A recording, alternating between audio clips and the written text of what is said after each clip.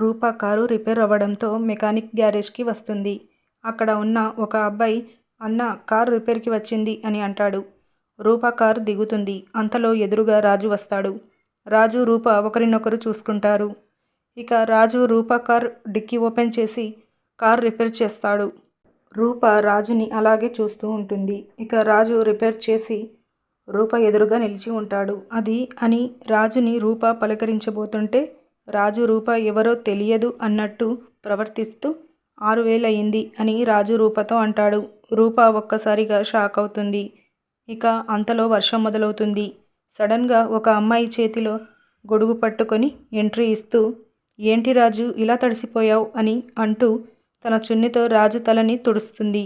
రూప వాళ్ళని ఇద్దరిని చూసి ఒక్కసారిగా షాక్ అవుతుంది. ఇలా మనకి చూపిస్తారు. ఇదండి ఇవాల్టి అప్డేట్స్.